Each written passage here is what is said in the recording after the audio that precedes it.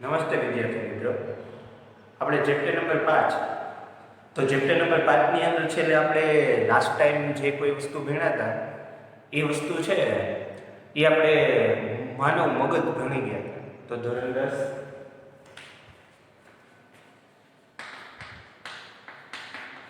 વિષય વિજ્ઞાન chapter number 7 સજીવોમાં નિયંત્રણ અને સહનિયમન અને નિયંત્રણ. તો આપણે ચેપ્ટર નંબર 7 ની અંદર માનવ મગજ લાસ્ટ ની અંદર આપણે ભણી ગયા હતા. માનવ મગજ આપણે પૂરું કરી દીધું. હવે માનવ મગજ કમ્પ્લીટલી આપણે પૂરું કરી દીધું હતું. હવે આપણે જે આગળ વસ્તુ ભણવાની છે એ છે અંતરસ્ત્રાવી તંત્ર વિશેની માહિતી ભણવાની છે. તો માનવ મગજ મેં તમને પૂરું કરી દીધું હતું. માનવ મગજની અંદર ચેતાકોષ કેવી રીતે કાર્ય કરે છે એ બી આપણે બધું વસ્તુ પૂરી કરી દીધી હતી.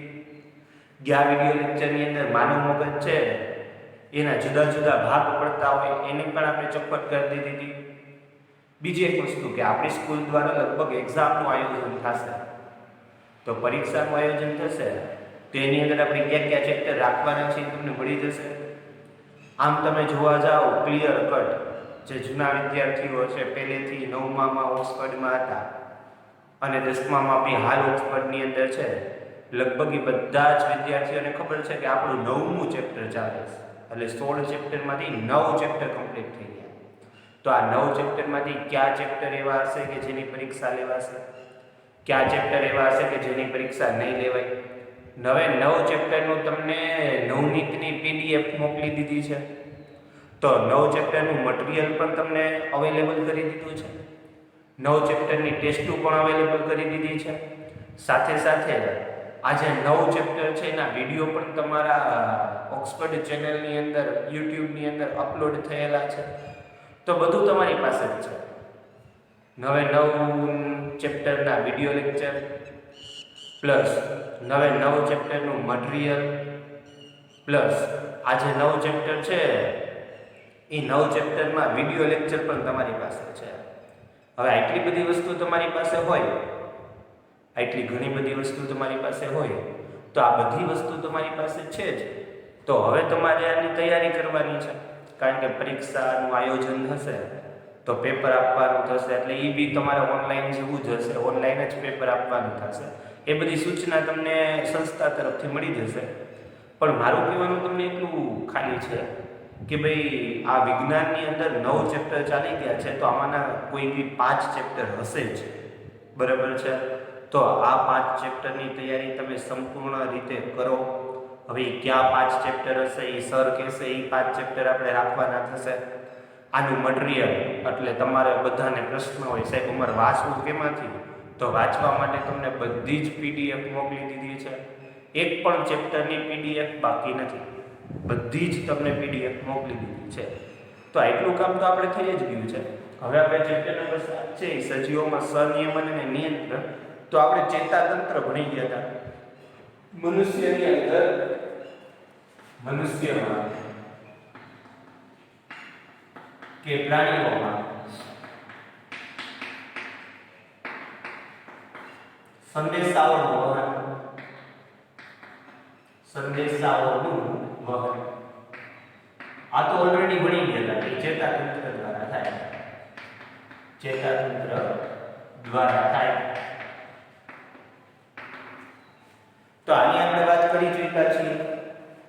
મનુષ્યની અંદર સામાન્ય રીતે જે કંઈ વહન છે એ મનુષ્યની અંદરનું વહન આપણે ઓલરેડી વાત કરી ચૂક્યા છીએ. હવે જે આપણે કંઈ ભણવાનું થશે અથવા મારે તમને જે કંઈ સમજાવવાનું થશે એ મનુષ્યની અંદર તો સંદેશાઓનું વહન આપણે પૂરું કરી દીધું. હવે જે કંઈ આપણે ભણવાનું છે એ વનસ્પતિમાં સંદેશાઓનું વહન ભણવાનું છે કે વનસ્પતિમાં સંદેશાઓનું વહન કેવી રીતે થાય. વનસ્પતિમાં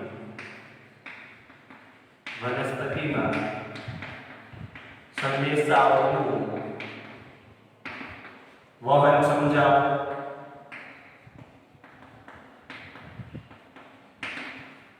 વનસ્પતિમાં સંદેશાઓનું વહન સમજાવો આવું તમને કીધું. તો વનસ્પતિમાં સંદેશાઓનું વહન સમજાવો, આવો તમને પ્રશ્ન પૂછ્યો હોય તો તમે એની અંદર શું લખો? પહેલા તો વનસ્પતિમાં કઈ રીતે ભાઈ સંદેશા એટલે શેના સંદેશા? તો જેમ આપણે ઉત્તેજના મળતી હતી, સામે આપણે એનો પ્રતિચાર આપતા હતા. આપણે પ્રતિચાર ચેતાતંત્ર મારફતે આપતા હતા, એટલે કે CNS મધ્યવર્તી ચેતાતંત્ર, એમાં ખાસ કરીને કરોડરજ્જુ અને મગજ, એ બેથી બનેલું મધ્યવર્તી ચેતાતંત્ર હતું. આ મધ્યવર્તી ચેતાતંત્ર છે, એ મધ્યવર્તી ચેતાતંત્રથી આપણે સંદેશાઓ બધું આપલે થતી હતી, એ બધી જ વસ્તુ આપણે કમ્પ્લીટલી જોઈ લીધી. હવે જે કંઈ આપણે ભણવાના છે અથવા હવે જે કંઈ આપણે સમજવાના છીએ તે વસ્તુ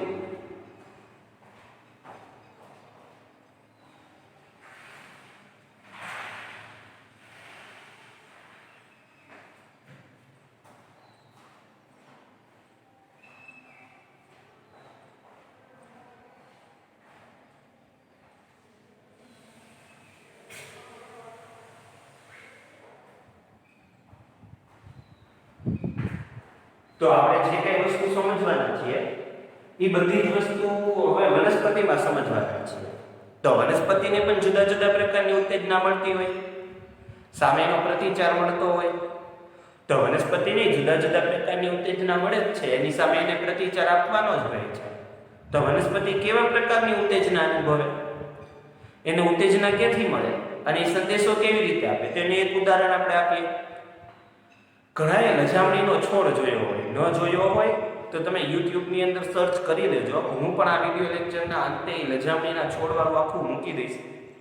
લજામણીના છોડને તમે અડકો, લજામણીનો છોડ છે, તમે એને અડકો, તેના પાંદડા હોય ને મુરઝાઈ જાય. તમને એમ થાય કે લજામણીના છોડને અડકો છો ત્યારે એના પાંદડા મુરઝાઈ જાય. તમને એમ થાય કે આ કેટલા દિવસથી આનું પાણી જ નહીં આપ્યું હોય. તો લજામણીના છોડને તમે જ્યારે અડકો છો ત્યારે એના પાંદડા મુરઝાઈ જાય છે. તો લજામણીના છોડને તમે જ્યારે અટકો ત્યારે એના પર્ણ મૂંઝાઈ જાય અથવા તો એના પર્ણ બિલાઈ જાય છે. તો વનસ્પતિને જેવી અડકો એટલે તરત જ એને સામાન્ય રીતે પોતાના પાંદડા છે એ પોતાના પાંદડાને બીડી દીધા. તો તમે આની અંદર જોઈ શકો છો, કઈ ઘટના જોઈ શકો છો કે વનસ્પતિને જ્યારે પ્રતિચાર આપવાનો, વનસ્પતિને એડી એટલે આપણે એને ઉત્તેજના આપી થાય. તો વનસ્પતિને જ્યારે તમે તમારા હાથ વડે સ્પર્શ કરો છો, ઉત્તેજના આપો છો, તો સામે એના પાંદડા પીલાઈ જાય એ સ્વરૂપે પ્રતિચાર આપે છે. તો વનસ્પતિ એ ઉત્તેજના સામે પ્રતિચાર આપે છે. બીજી એક વાત કરીએ, આ લજામણીની વાત થઈ ગઈ. તો બીજી એક આપણે વાત કરીએ તો બીજી એક વાત છે એ અંકુરણની વાત છે. દાખલા તરીકે બીજ જમીનમાં વાવ્યું, હવે તમે બીજ જમીનમાં નાખી દીધું, બીજ જમીનમાં વાવી દીધું, પછી શું થશે?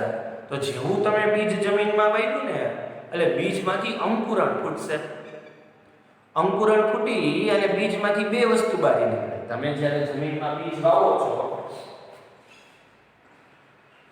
તે બીજનું અંકુરણ ફૂટે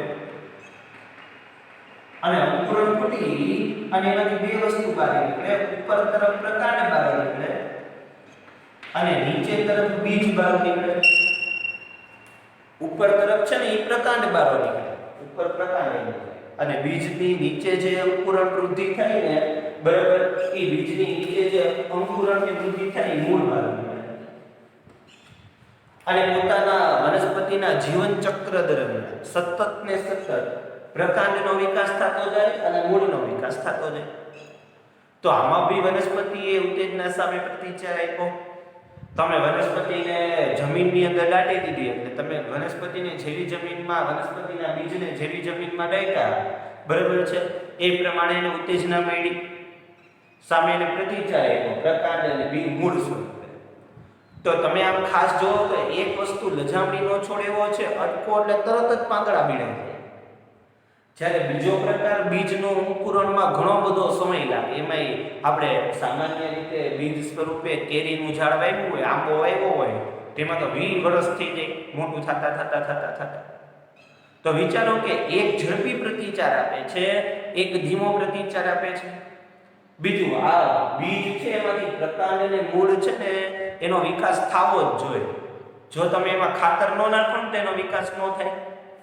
તો આનો પ્રકાંડ અને મૂળનો વિકાસ કરવા માટે તમારે એમાં ખાતર ઉમેરવું પડે તો જ એનો વિકાસ થાય. ઓલા લજામણીના છોડમાં એવું ન હોય ખાતર નાખો તો જ એના પાંદડા બીડાઈ જાય. એ તો તમે એને અડકશો એટલે એના પાંદડા પીડાઈ જ જવાની છે. તો એક વસ્તુ છે એ વૃદ્ધિ સાથે કે વિકાસ સાથે કઈ રિલેટેડ નથી, જ્યારે બીજી વસ્તુ છે ને એ વૃદ્ધિ કે વિકાસ સાથે રિલેટેડ છે. આમ તમે જોવા જાવ ને તો વનસ્પતિ ઉત્તેજના સામે બે પ્રકારના પ્રતિચાર આપે. વનસ્પતિ ઉત્તેજના સામે બે પ્રકારના પ્રતિચાર આપે છે. પહેલો પ્રતિચાર એવો છે કે જે વૃદ્ધિ સાથે સંકળાયેલ છે,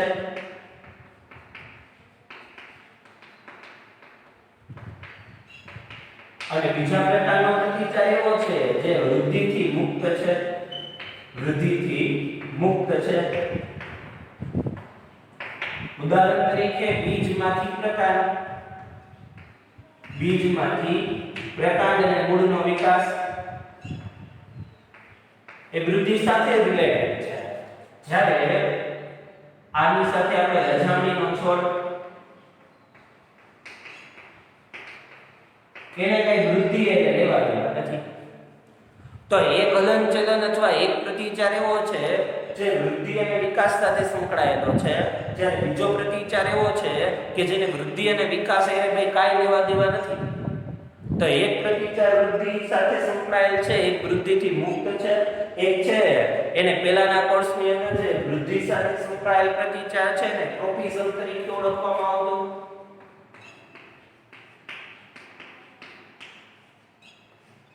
અને જ્યાં વૃદ્ધિથી મુક્ત છે એને નેસ્ટિઝમ તરીકે ઓળખવામાં આવતું.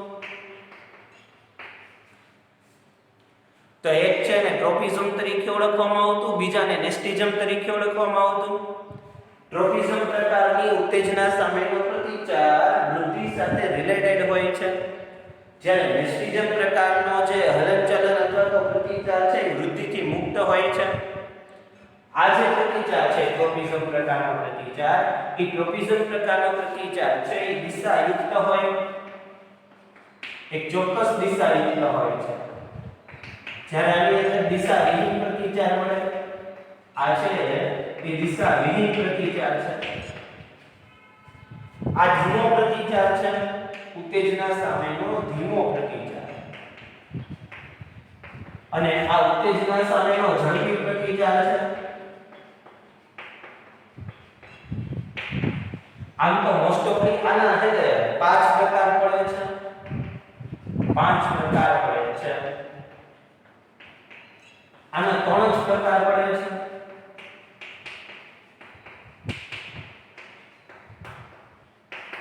તો તમે જુઓ, આ ટ્રોપિઝમ અને નેસ્ટિઝમની વાત કરી આપણે. વાસ્તવમાં ચોપડીમાં તો આપણે એ સેટ નહીં હો, ટ્રોપિઝમ અને નેસ્ટિઝમની કોઈ વાત નહીં હોય ચોપડીમાં. આપણે તમને ચોપડીની બહારનું કહીશું, અને ચોપડીની અંદરનું તો બધું કહેવાનું જ હોય. આ તો ચોપડીની બહારની વાત કરીએ. આખી કથા ક્યાંથી ચાલુ કરી હતી લેક્ચરની? તો આપણે આખી કથા આખી એવી ચાલુ કરી હતી કે ભાઈ મનુષ્ય અને પ્રાણીઓમાં ઉત્તેજના સામે પ્રતિચાર. ઉત્તેજના એટલે કે ભાઈ સામાન્ય રીતે કોઈ આપણે ચીટલો ભર્યો તો આપણે એને આ ખંજવાળ આવી અથવા તો આપણે એને દુખાવો થયો, તો ચીટલો ભર્યો એ ઉત્તેજના અને દુખાવો થયો એ પ્રતિચાર. તો મનુષ્ય અને પ્રાણીઓમાં તો ઉત્તેજના સામે પ્રતિચાર માટે ચેતાતંત્ર છે, આટલી ઝડપથી ઉત્તેજના સામે પ્રતિચાર આપી શકે. પણ વનસ્પતિમાં એવું કઈ છે નહીં, સંદેશાઓના વહન માટે ચેતાતંત્ર એ નથી, સ્નાયુ પેશી એવું કઈ છે જ નહીં. વનસ્પતિમાં ચેતાતંત્ર એ નથી, વનસ્પતિની સ્નાયુ પેશી એ નથી. તો ચેતાતંત્ર એ નથી, સ્નાયુ પેશી એ નથી વનસ્પતિમાં. તો કરવાનું શું? વનસ્પતિ ઉત્તેજના સામે પ્રતિચાર કેવી રીતે આપે? તો આપણે બે ઉદાહરણ લીધા. એક ઉદાહરણ લીધું લજામણીનું પાંદડું. આ લજામણીનું પાંદડું છે એ લજામણીના પાંદડાને જ્યારે આપણે અડકીએ તો એના પાંદડા બધા પીડાઈ જાય અથવા તો મુરઝાઈ જાય એવું કહીએ આપણે. જ્યારે લજામણીના છોડને અડકીએ છીએ ત્યારે લજામણીના છોડ છે એના પાંદડા બધા પીડાઈ જાય અથવા મુરઝાઈ જાય. એક આવા પ્રકારની ઉત્તેજના સામેનો પ્રતિચાર છે. અને બીજો પ્રતિચાર કેવો છે? તો બીજા પ્રતિચારમાં એવું છે કે પેલી બીજ આપણે જમીનની અંદર વાવીએ તો બીજમાંથી પ્રકાંડનો ઉપર તરફ વિકાસ થાય અને મૂળનો નીચે તરફ વિકાસ થાય. તો ભાઈ લજામણીને અટકો છો તો એના પાંદડા ભીડાઈ જાય છે, અટકો એ ઉત્તેજના, પાંદડા ભીડાઈ ગયો એ પ્રતિચાર. બીજને જમીનમાં વાવો છો તો બીજને જેવો જમીનમાં વાવો છો કે તરત જ એમાંથી પ્રકાંડ અને મૂળનો વિકાસ થાય છે. તો બીજને જમીનમાં વાવ્યું એ સામાન્ય રીતે ઉત્તેજના, એમાંથી વિકાસ થયો મૂળ અને પ્રકાંડનો, તો એ પ્રતિચાર. તો આવી રીતે વનસ્પતિ ઉત્તેજના સામે બે પ્રતિચાર આપે. એક પ્રતિચાર છે એ એવો છે કે જેને વૃદ્ધિ એટલે કઈ લેવા દેવા નથી. હવે લજામણીના છોડને વૃદ્ધિ એટલે કઈ લેવા દેવા ન હોય. તમે એને અટકો ને એના પાંદડા ભીડાઈ ગયા, તેમાં ક્યાં વૃદ્ધિનું કઈ થયું? પણ બીજમાંથી પ્રકાંડ અને મૂળનો વિકાસ થાય એને વૃદ્ધિ એને લેવા દેવા છે. એ વૃદ્ધિ સાથે સંકળાયેલા છે, કારણ કે વનસ્પતિના બીજનું અંકુરણ ફૂટે પછી જો સરખા મૂળનો વિકાસ ન થાય તો પણ વનસ્પતિ ન જીવી શકે, અને પ્રકાંડનો વિકાસ ન થાય તો પણ વનસ્પતિ ન જીવી શકે. તો વાસ્તવની અંદર વનસ્પતિના બીજનું અંકુરણ થઈ પ્રકાંડ અને મૂળનું ઉદ્ભવવું એ વૃદ્ધિ સાથે રિલેટેડ છે. તો આપણે આના ઉપરથી જોયું કે આટલી બધી વસ્તુ સાંભળી અથવા તો તમે વિડિયો લેક્ચર મારફતે જોઈએ અને ટેક્સ્ટ બુકમાં પણ તમારે વાંચવાની જ છે, તો એના ઉપરથી તમને એવી ખબર પડી કે વનસ્પતિ ઉત્તેજના સામે બે પ્રકારના પ્રતિચાર આવે છે. એક પ્રકારનો પ્રતિચાર છે એ ટ્રોપિઝમ પ્રકારનો છે, બીજા પ્રકારનો પ્રતિચાર છે એ નેસ્ટિઝમ પ્રકારનો છે. આ ટ્રોપિઝમ પ્રકારનો જે પ્રતિચાર છે એ વૃદ્ધિ સાથે સંકળાયેલો છે. નેસ્ટિઝમ પ્રકારનો જે પ્રતિચાર છે એ વૃદ્ધિથી મુક્ત છે. ઉદાહરણ તરીકે બીજમાંથી પ્રકાંડ અને મૂળનું ઉદ્ભવ. ઉદાહરણ તરીકે લજામણીના છોડને અડકતા તેના પર્ણો ભીડાઈ જવા. ટ્રોપિઝમ છે એ દિશાયુક્ત હલનચલન છે, જ્યારે નેસ્ટિઝમ છે એ દિશાવિહીન હલનચલન કે પ્રતિચાર છે. ટ્રોપિઝમ ધીમો પ્રતિચાર, બીજમાંથી પ્રકાંડ અને મૂળ નીકળવું એ બહુ સ્પીડમાં નહીં, ધીમો ધીમો હોય. જ્યારે નેસ્ટિઝમ છે બરાબર. હા પિયુષ સર શું કહેતા હતા? પિયુષ સર શું કહેતા હતા? ચાલુ જ છે ખોટું. તો ટ્રોપિઝમ છે એ ધીમો પ્રતિચાર છે અને નેસ્ટિઝમ છે એ ઝડપી પ્રતિચાર છે. ટ્રોપિઝમ છે એના 5 પ્રકાર પડે છે અને નેસ્ટિઝમ છે તેના 3 પ્રકાર પડે છે. તો આપણે આ ટ્રોપિઝમ છે એના જે 5 પ્રકાર છે એના નામ લખીએ. નેસ્ટિઝમ છે એના 3 પ્રકાર છે એના પહેલા આપણે નામ લખી લઈએ, પછી એના વિશેની ડિટેલ સમજીએ. જો ટ્રોપિઝમ છે એના 5 પ્રકાર, હવે 5 પ્રકારના નામ લખું છું. પહેલું સ્પર્શાનુવર્તન, સ્પર્શાનુવર્તન. બીજું રસાયણવર્તન,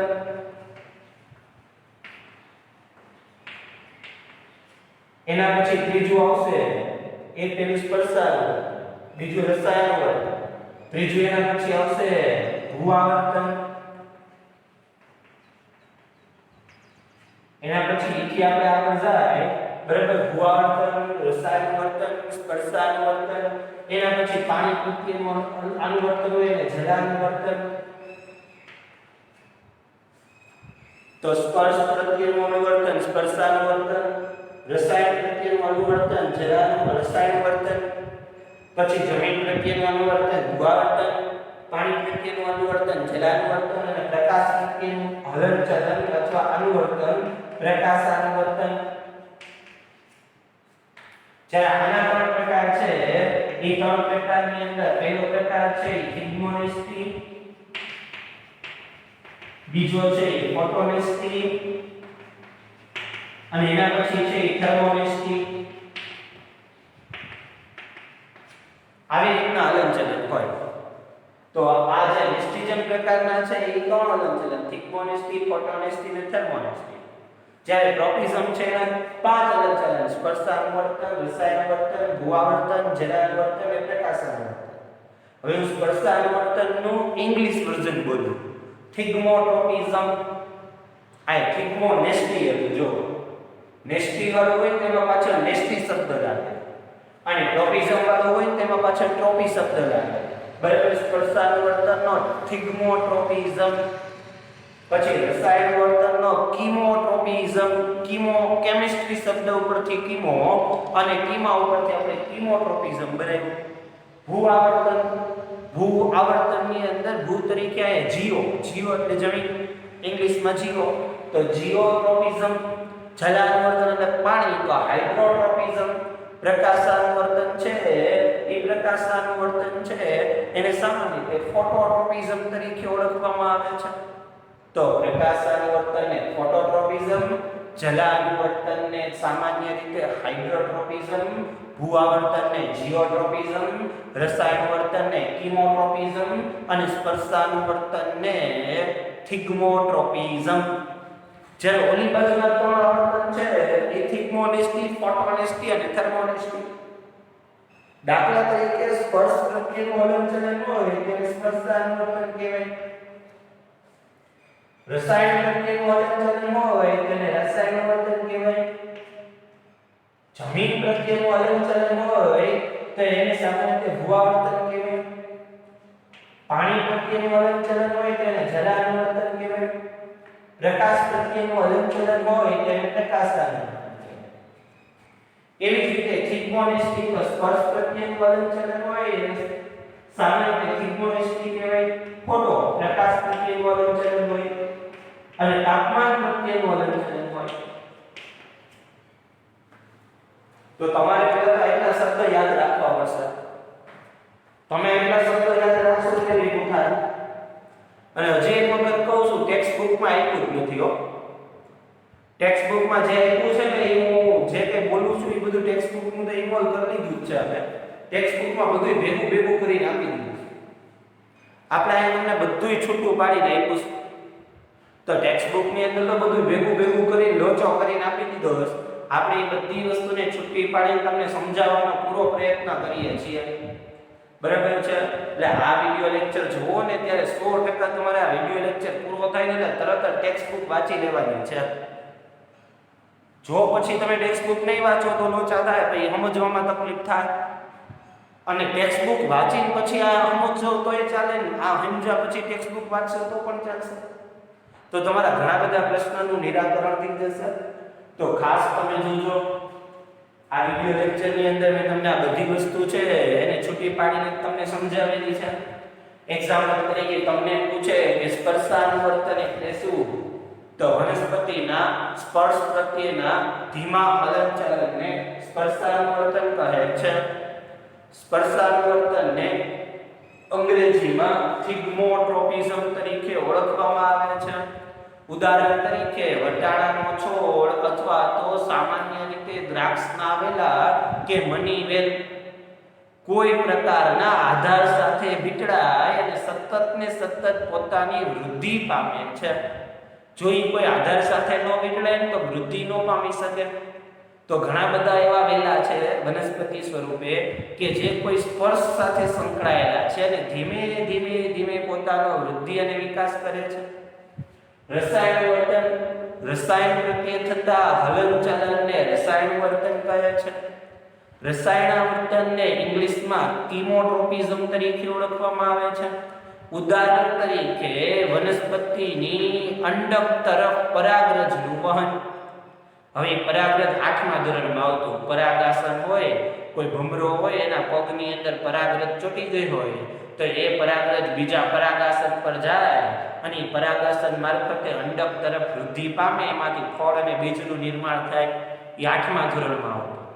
બરાબર? બે પ્રકારના પરાગનયન હોય, સ્વપરાગનયન અને પરપરાગનયન. હવે એ પછી ન ખબર હોય તો 8મા ધોરણમાં જવાનું, ત્યાંની ટેક્સ્ટ બુક વાંચવાની. પણ સામાન્ય રીતે આ રસાયણવર્તનમાં ઉદાહરણ શું આપવાનું? તો કે પરાગાસનમાંથી પરાગરજ અંડક તરફ વૃદ્ધિ પામે છે એ ઘટનાને રસાયણવર્તન કહે છે. પછી ભૂઆવર્તન તો જમીન પ્રત્યે થતા હલનચલન અથવા ગુરુત્વાકર્ષણ પ્રત્યે થતા હલનચલનને ભૂઆવર્તન કહે છે. તો વનસ્પતિના ગુરુત્વાકર્ષણ પ્રત્યેના થતા હલનચલનને ભૂઆવર્તન કહે છે. તો પ્રશ્ન થાય, સર આ વનસ્પતિના ગુરુત્વાકર્ષણ બળનો અર્થ શું થાય? ઈ વળી ગુરુત્વાકર્ષણ બળ. એક્ઝામ્પલ તરીકે સામાન્ય રીતે મૂળ અને પ્રકાંડ. પહેલા આપણે ભૂઆવર્તનની વાત કરીએ. તો મૂળ અને પ્રકાંડ આ બે વસ્તુ હોય. તો જો ગુરુત્વાકર્ષણ બળ લાગે જમીનમાંથી ઉદ્ભવે અને મૂળ જમીનની અંદર જ ગતિ કરે, તો જ્યાંથી ગુરુત્વાકર્ષણ બળ લાગે છે એ ભાગમાં જ વનસ્પતિના મૂળ ગતિ કરે છે, તો એને પ્લસ ધન ભૂઆવર્તન કહેવાય.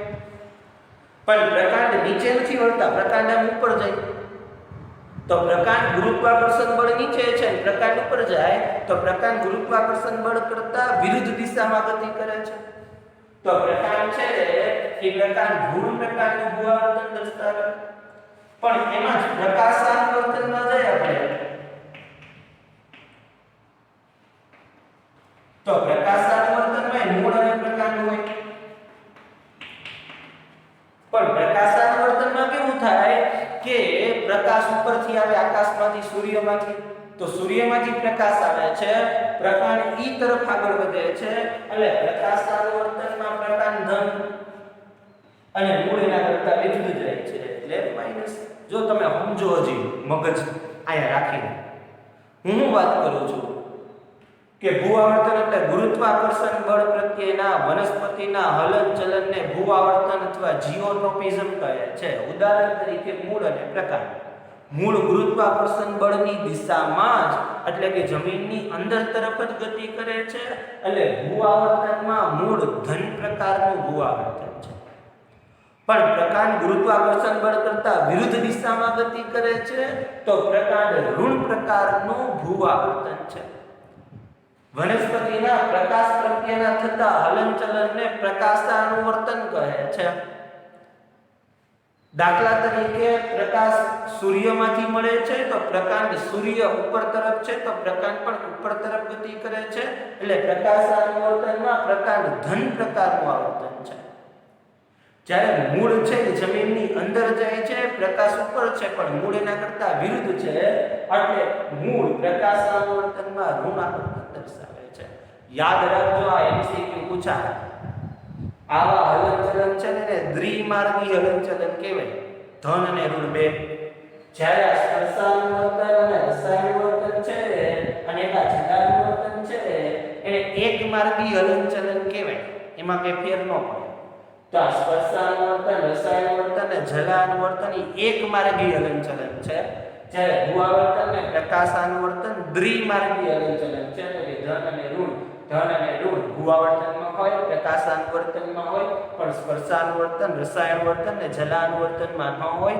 એ એક માર્ગી હલનચલન છે. જલાનુવર્તન એટલે વનસ્પતિના પાણી પ્રત્યેના હલનચલનને જલાનુવર્તન કહે છે. ઉદાહરણ તરીકે તમે કોઈ ઝાડવું વાવ્યું હોય અને એની આગળ કોઈ બાજુ નદી હોય તો ઝાડવાના મૂળિયા નદી બાજુ જવાનો પ્રયત્ન કરશે કારણ કે નદીમાં પાણી ભરેલું છે. અને ટેક્સ્ટ બુકમાં તો એનો એક પ્રયોગ એ છે, એ વાવાજો જે બાજુ પાણી ભરેલું હોય છે એ બાજુ મૂળિયાનો વિકાસ થશે. તો આ તમારા 5 પ્રકારના ટ્રોપિઝમ પૂરા. થિકમોનેસ્ટીની વાત કરીએ એટલે કે વૃદ્ધિથી મુક્તંત્ર સ્ત્રાવની વાત કરીએ તો થિકમોનેસ્ટી એ સ્પર્શ પ્રત્યેનું ઝડપી હલનચલન છે. તો વનસ્પતિના સ્પર્શ પ્રત્યેના ઝડપી હલનચલનને થિકમોનેસ્ટી કહે છે. તેમાં બેસ્ટ ઉદાહરણ લજામણી. લજામણીના છોડનું વૈજ્ઞાનિક નામ મિમોસા થશે. લજામણીના છોડનું વૈજ્ઞાનિક નામ મિમોસા.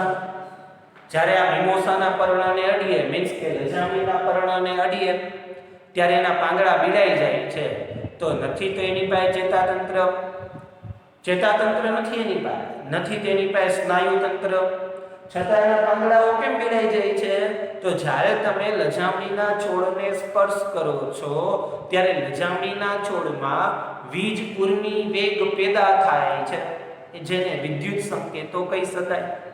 આ વીજ ઉર્મી વેગ એક કોષમાંથી બીજા કોષમાં ગતિ કરે છે અને ધીરે ધીરે એ સંદેશો આગળ જાય છે અને આગળ જયા બાદ તે કોષની અંદર રહેલા પાણીનું સ્થાનાંતરણ કરાવે છે અને કોષની અંદર રહેલા પાણીના સ્થાનાંતરણને કારણે કોષ પોતાનો આકાર બદલે છે અને હલનચલન દર્શાવે છે. આપણામાં એવું જ હતું, આપણામાં કોષની અંદર સંદેશો પેદા થતો હતો, આપણા કોષોનો આકાર બદલતો હતો, પણ આપણા કોષોમાં ખાસ પ્રકારનું પ્રોટીન હતું જેને આપણે આંકુચક પ્રોટીન તરીકે ઓળખતા હતા. આ પ્રોટીનને કારણે આપણો કોષ છે ને એ આકાર બદલતો હતો. જ્યારે આ લજામણીના છોડમાં કોઈ પ્રોટીન નહીં હોય.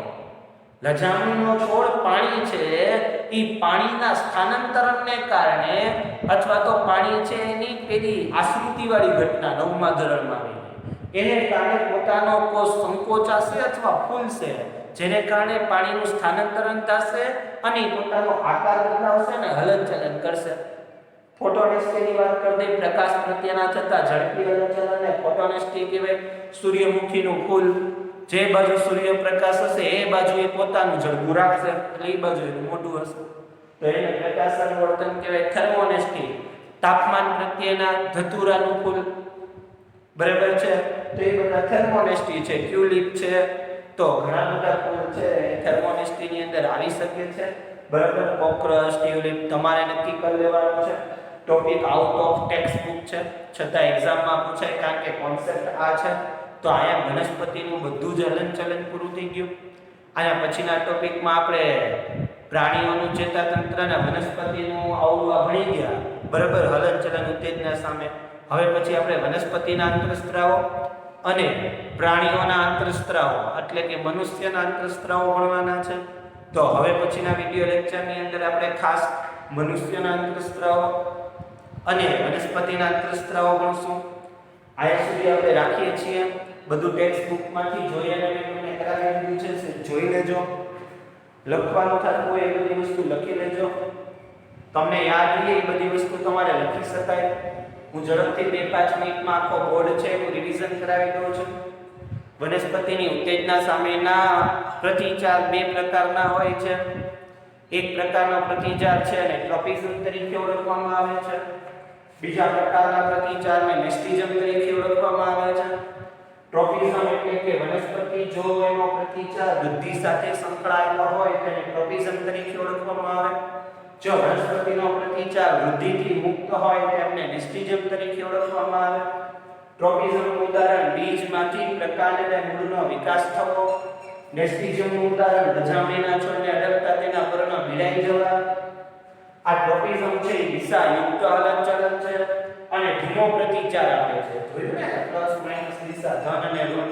અને ધીમો પ્રતિચાર એમ ઝડપી નો આપે. જ્યારે દિશા વિહીન પ્રતિચાર છે અને ઝડપી પ્રતિચાર આપે છે. દિશા વિહીન એની દિશા ફિક્સ જ ન હોય, સૂર્યમુખીના ફૂલમાં જોયું આપણે. અને ઝડપી પ્રતિચાર ઝડપથી પ્રતિચાર આપે છે, ધીમો નથી આપતો. તો ઉદાહરણ અથવા તફાવત પૂછાય તો તમારે તફાવતની દ્રષ્ટિએ લખવાનું. 2 માર્કમાં પૂછાય તો 2 મુદ્દા, 3 માર્કમાં પૂછાય તો 3 મુદ્દા. આ ટ્રોપિઝમ છે એના 5 પ્રકાર પડે છે. મેસ્ટિઝમ છે એના 3 પ્રકાર પડે છે. 5 પ્રકારના નામ બોલું છું: સ્પર્શાનુવર્તન, રસાયણવર્તન, ભૂઆવર્તન, ચલાનુવર્તન અને પ્રકાશાનુવર્તન. જ્યારે આના 3 પ્રકાર છે: થિગ્મોનેસ્ટી, ફોટોનેસ્ટી અને થર્મોનેસ્ટી. સ્પર્શાનુવર્તન વનસ્પતિના સ્પર્શ પ્રત્યેના હલનચલનને સ્પર્શાનુવર્તન કહે છે. ઉદાહરણ તરીકે મની વેલ, વટાણાનો છોડ, કોઈ પણ વેલા, દ્રાક્ષનો વેલો etc. એને કોઈ આધાર સાથે આપણે બાંધી દઈએ તો આધાર સાથે જ્યાંથી એને બાંધવામાં આવ્યો છે ત્યાંથી તે ગતિ કરે છે અને પોતાની વૃદ્ધિ અને વિકાસ કરે છે. નેક્સ્ટ એના પછી રસાયણવર્તન. તો વનસ્પતિના રસાયણ પ્રત્યેના હલનચલનને રસાયણવર્તન કહેવાય. આ રસાયણવર્તનને ઇંગ્લિશમાં કીમોટ્રોપિઝમ કહેવાય. પરાગાસનમાંથી પરાગરજનું અંડક તરફ વહન થવું પછી એનો વૃદ્ધિ અને વિકાસ થવું એ રસાયણાવર્તનનું ઉદાહરણ છે. ભૂઆવર્તન જેને જીઓટ્રોપિઝમ કહેવાય. વનસ્પતિના ગુરુત્વાકર્ષણ બળ પ્રત્યેના હલનચલનને ભૂઆવર્તન કહે છે. એમાં ખાસ કરીને ભૂઆવર્તનમાં 2 પ્રકાર પાડવાના. મૂળ ગુરુત્વાકર્ષણ બળ પ્રત્યે હલનચલન દર્શાવે છે એટલે ભૂઆવર્તનમાં મૂળ ધન પ્રકારનું ભૂઆવર્તન છે, પણ પ્રકાંડ ગુરુત્વાકર્ષણ બળ નીચે હોય પ્રકાંડ ઉપર તરફ ગતિ કરે છે એટલા માટે પ્રકાંડ ઋણ પ્રકારનું ભૂઆવર્તન છે. ચલાનુવર્તન જેને હાઇડ્રોટ્રોપિઝમ કહેવાય. વનસ્પતિના પાણી પ્રત્યેના હલનચલનને ચલાનુવર્તન કહેવાય. એનો એક પ્રયોગ બી ટેક્સ્ટ બુકની અંદર આપેલો છે, જોઈ લેવાનો છે. ન આવડે તો પૂછે. એમાં એક ખાડો ગાળ્યો છે, ત્યાં પાણી છે, આ બાજુ વનસ્પતિ વાવી તો વનસ્પતિના મૂળ જે ખાડા બાજુ પાણી છે એ બાજુ આગળ વધે છે, ત્યાં એ બાજુ વૃદ્ધિ અને વિકાસ થાય છે. એના પછી પ્રકાશનું વર્તન, વનસ્પતિના પ્રકાશ પ્રત્યેના ધીમા હલનચલનને પ્રકાશનું વર્તન કહેવાય. ફોટોટ્રોપિઝમ તરીકે ઓળખવામાં આવે. ઉદાહરણ તરીકે મૂળ અને પ્રકાંડ. મૂળ છે એ પ્રકાશ ઉપરથી આવે છે, મૂળ નીચે તરફ ગતિ કરે છે, તો મૂળ ઋણ પ્રકારનું પ્રકાશનું વર્તન છે. જ્યારે પ્રકાંડ છે એ ધન પ્રકારનું પ્રકાશનું વર્તન છે, કારણ કે પ્રકાશ તરફ જ આગળ વધે છે. ટ્રોપિઝમ નેસ્ટિઝમની અંદર ત્રણ થિકમોનેસ્ટી, ફોટોનેસ્ટી અને થર્મોનેસ્ટી. થિકમોનેસ્ટીમાં એવું કીધું કે વનસ્પતિના સ્પર્શ પ્રત્યેના ઝડપી પ્રતિચારને થિકમોનેસ્ટિઝમ તરીકે ઓળખવામાં આવે છે. ઉદાહરણ તરીકે લજામણીના છોડનું વૈજ્ઞાનિક નામ મિમોસા છે. જ્યારે આપણે લજામણીના છોડને અડકીએ છીએ ત્યારે એ સંદેશો એક કોષમાંથી બીજા કોષમાં ટ્રાન્સફર થાય છે. લજામણી પાસે નથી ચેતાતંત્ર, નથી સ્નાયુતંત્ર, માત્ર વીજ ઉર્મી વેગ કે વિદ્યુત સંકેતો દ્વારા પ્રતિચાર આપે છે. જ્યારે લજામણીના છોડના સ્પર્શ કરવામાં આવે ત્યારે સંદેશો એક કોષમાંથી બીજા કોષમાં જાય છે અને પાણીનું સ્થાનાંતરણ થાય છે. જેને કારણે પાણીના સ્થાનાંતરણ થવાને કારણે કોષ પોતાનો આકાર બદલે છે અને હલનચલન દર્શાવે છે. જ્યારે આપણા શરીરમાં પણ આવી રીતની જ ક્રિયા હોય છે, પણ આપણા પાણીના સ્થાનાંતરને બદલે ખાસ પ્રકારના પ્રોટીનને કારણે આપણા શરીરના કોષોનો આકાર બદલે છે. ફોટોનેસ્ટી પ્રકાશ પ્રત્યેનું ઝડપી હલનચલન છે. ફોટોનેસ્ટી છે બરાબર છે, એની અંદર ઉદાહરણ તરીકે મેં તમને સૂર્યમુખીનું ફૂલ કીધું હતું. થર્મોનેસ્ટી છે એ તાપમાન પ્રત્યેનું ઝડપી હલનચલન છે. એમાં મેં તમને ધતુરાનું ફૂલ ને ટ્યુલિપનું ફૂલ ને એવું બધું કીધું હતું. જો કે ફોટોનેસ્ટી થર્મોનેસ્ટી છે નહીં, બરાબર છે, આપણા કોર્સમાં છે ને. હું તો ખાલી તમને એમને જાણકારી આપું છું, તો તમારી રીતે તમારે આ બધું જોઈ લેવાનું છે. હવે પછીનું જ્યારે આપણે વિડિયો લેક્ચર મળશું, જ્યારે આપણે વાત કરશું ત્યારે વાનસ્પતિક અંતરસ્ત્રાવ અને મનુષ્યના અંતરસ્ત્રાવોની વાત કરવાની છે. તો હવે નવા વિડિયો લેક્ચર છે એ નવા વિડિયો લેક્ચરની અંદર ખાસ આપણે એની વાત કરશું. બીજું મેં તમને કીધું એમ બસ ટૂંક જ સમયની અંદર પરીક્ષાનું પણ આયોજન છે. એમાં પણ લગભગ વિજ્ઞાનના 5 ચેપ્ટર રાખવાની ગણતરી છે 9માંથી. બધા જ ચેપ્ટરનું મટીરીયલ તમને મળી ગયું છે. મટીરીયલ તમારા માટે છે, લખો તો વધારે સારું, ન લખો તો એમાંથી છેલ્લે એટલીસ્ટ વાંચજો. વિડિયો લેક્ચર જોઈને મટીરીયલની અંદરથી જે તે સવાલ રિલેટેડ છે એ વાંચી લેવાના છે, તો વાંચજો. બરાબર છે, 5 ચેપ્ટરની એક્ઝામ હશે તો તમે વાંચશો તો એમાંથી ખબર પડશે. એક્ઝામ કેમ લેવાશે એની રીતે ખબર નથી, અમને સંસ્થા તમને જાણકારી આપી દેશે. તો આ બધી વસ્તુ છે એ અતિ અગત્યની હતી. આ એક ટોપિક હતો આજનો, બરાબર છે. તફાવતની દ્રષ્ટિએ થોડા ઘણા સવાલોની દ્રષ્ટિએ પૂછાશે. તો નમસ્તે વિદ્યાર્થી મિત્રો, હવે પછીના નેક્સ્ટ લેક્ચરમાં આપણે અંતરસ્ત્રાવો વિશે માહિતી મેળવીશું.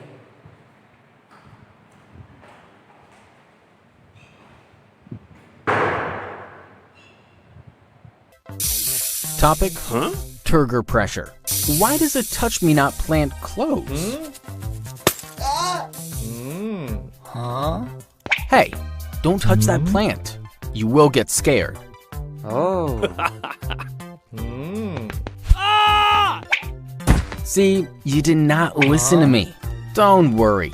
Nothing to be scared about. Let me tell you more about this plant. This plant is called the Mimosa pudica plant. Another name for it is touch-me-not plant. Oh. When anyone touches this plant, it closes its leaves with the help of pulvini. Pulvini are present at the base of each leaflet. They consist of cells filled with water.